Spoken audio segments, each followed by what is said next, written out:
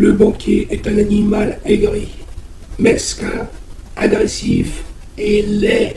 Le banquier s'amuse souvent à dissimuler sa petitesse d'esprit et d'intellect derrière des chiffres, des relevés de compte, des bilans, des agios. Souvent, le banquier transpire bon l'eau de Cologne bon marché.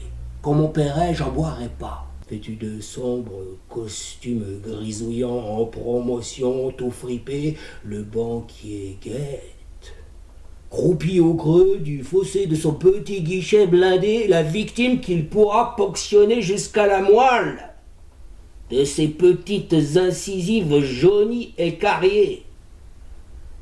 Par mesure d'hygiène, mais aussi de sécurité, et parce que le banquier a une haleine de gymnase d'ado prépubère, on protège les gens en bonne santé, aux cavités buccales saines, qui lui rendent naïvement visite par de lourds vitrages perforés des diaphones.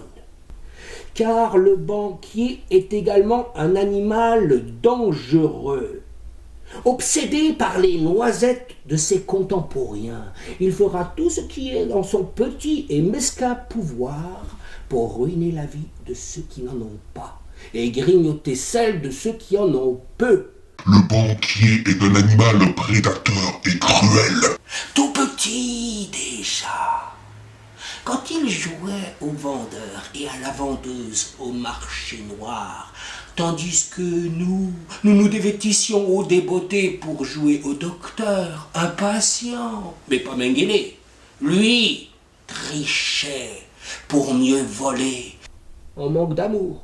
Une fois isolé de ses collègues parasitaires, coincé seul lors d'un convivial repas ou d'une amicale partouze plus ou moins mondaine, le banquier, démuni de ses artifices et dépourvu de culture, lutte, mais devient vite la risée moqueuse d'une assemblée railleuse, qui sait bien, elle, que sans les courageux travailleurs et travailleuses spoliés que nous sommes, il n'y aurait point de banque ni de banquier. Meurtri, humilié, recalé au juste rang de son infâme sociale inutilité, le banquier s'en rentre seul chez lui, pour tenter mollement de pénétrer l'amie bien mollette de sa guichetière pourtant peu aguichante, mais non rémunérée pour les tâches ménagères et le palariel.